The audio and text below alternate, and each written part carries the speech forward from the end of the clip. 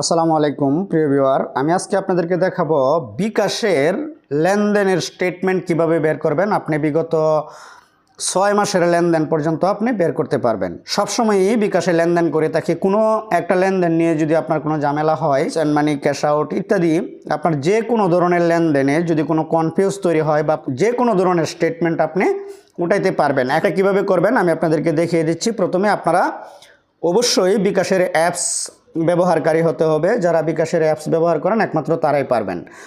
তো আপনারা দেখতে পাচ্ছেন আমি বিকাশের হোম পেজে আছি। এখান থেকে এই যে বিকাশের আইকনটা আছে এখানে ক্লিক করবেন। ক্লিক করার পর এরকম একটা মেনু আপনার সামনে ওপেন হবে। তো দেখতে পাচ্ছেন উপরে স্টেটমেন্ট নামের একটা অপশন আছে, এই স্টেটমেন্টে ক্লিক করবেন। ক্লিক করার পর এখানে দেখতে পাচ্ছেন লেনদেনের বিবরণী, স্টেটমেন্ট রিকোয়েস্ট সমূহ নামের যে অপশনটা আছে এখানে একটা ক্লিক করবেন।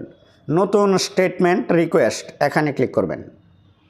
এখানে ক্লিক করার পর দেখেন নিচে থেকে দুইটা অপশান চালু হয়েছে। একটা হচ্ছে সংক্ষিপ্ত স্টেটমেন্ট আর একটা হচ্ছে বিস্তারিত স্টেটমেন্ট। এই বিস্তারিত স্টেটমেন্টটি আমাদের দরকার। হয়তোবা আমরা 3 মাস আগের বা 4 মাস আগের বা 1 মাস আগের 15 দিন আগের এরকম একটা স্টেটমেন্ট দেখতে চাচ্ছি। তো আমি বিস্তারিত স্টেটমেন্টে ক্লিক করলাম। তো ক্লিক করার পর এখন দেখেন আপনাকে নিচ থেকে অপশান সিলেক্ট করতে বলছে। গত 30 দিনের স্টেটমেন্ট যদি আপনি বের করেন তাহলে এখানে সিলেক্ট করাই আছে। আর যদি বিগত 180 দিন অর্থাৎ 6 মাসের রিপোর্ট যদি বের করতে যান তাহলে মাঝখানে ক্লিক করবেন 180 দিন। আর যদি নির্ধারিত সময়কাল অর্থাৎ আপনার এরকম কোনো সমস্যা হয় যে আমি এত তারিখ থেকে এত তারিখ এর ভিতরে যে সময়টা, এই সময়টার ভিতরে আমি লেনদেনটা করছি, এই লেনদেনের একটা স্টেটমেন্ট, তাহলে যে নির্ধারিত সময়কাল আছে এখানে ক্লিক করবেন। ক্লিক করার পর আপনার যে তারিখ থেকে আপনি শুরু করতে চান এই তারিখটা এখানে সিলেক্ট করবেন। এখানে সিলেক্ট করার পর এখানে দেখতে পাচ্ছেন 2024 নভেম্বর। তো এখান থেকে আপনি তারিখটা পরিবর্তন করে দিতে পারবেন। পরিবর্তন করার জন্য এই যে এডিট বাটন দেখতে পাচ্ছেন এখানে ক্লিক করবেন। এখানে ক্লিক করার পর আপনি ইচ্ছামতো এখানে তারিখ বসাইতে পারবেন। আমি যদি 2023 লিখি, এখানে দেখেন 11-21-2023, তারপরে আমি এখানে দিলাম মে 2024।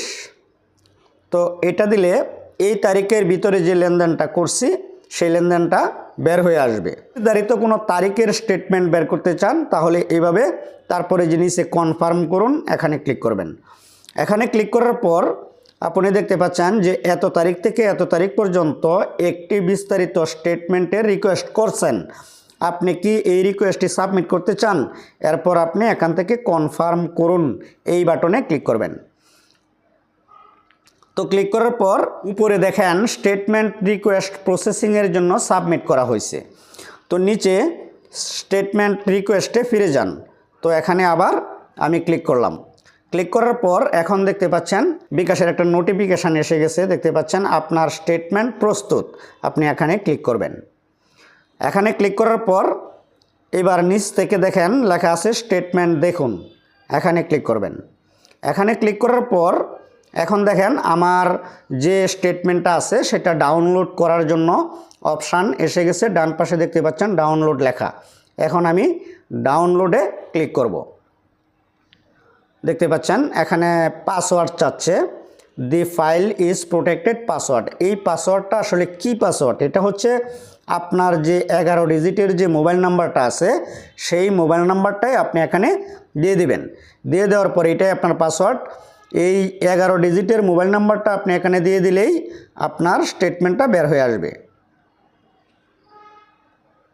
তো আপনার 11 ডিজিটের মোবাইল নাম্বারটা পাসওয়ার্ড হিসেবে ব্যবহার করে এই যে ওপেন দেখতে পাচ্ছেন এখানে ক্লিক করবেন। এখানে ক্লিক করার পর এখন দেখতে পাচ্ছেন এই যে বিকাশের বিগত 6 মাসের রিপোর্ট চলে এসেছে। আমি যে তারিখটা দিয়েছি এই তারিখে আমার যত ধরনের লেনদেন হয়েছে সব লেনদেন এখানে দেখাচ্ছে। আপনার cash in, pay bill, mobile recharge, sand money payment, বিভিন্ন ধরনের বিল পরিশোধ, সম্পূর্ণ রিপোর্ট আপনি এখান থেকে দেখতে পারবেন। আর যদি এটা কারোর সাথে শেয়ার করার প্রয়োজন হয় বা কারো কাছে পাঠানোর প্রয়োজন হয়, এই ক্ষেত্রে আপনি উপরে 3 ডট মেনু দেখতে পাচ্ছেন এখানে ক্লিক করবেন। ক্লিক করার পর এখান থেকে উপর থেকে যে সেন্ড ফাইল, এই সেন্ড ফাইলে ক্লিক করে আপনি হোয়াটসঅ্যাপ, মেসেঞ্জার বা জিমেল, গুগল ড্রাইভ বিভিন্নভাবে এটা পাঠিয়ে দিতে পারবেন আপনার কাঙ্ক্ষিত ব্যক্তির কাছে। আর যদি কম্পিউটার থেকে প্রিন্ট করতে চান, এই ক্ষেত্রেও আপনি 3 ডট মেনুতে ক্লিক করে তারপরে যে ডাউনলোড দেখতে পাচ্ছেন, এই ডাউনলোডে ক্লিক করবেন। আমার ফোনের স্টোরেজে স্টেটমেন্টটি ডাউনলোড হয়ে গেছে।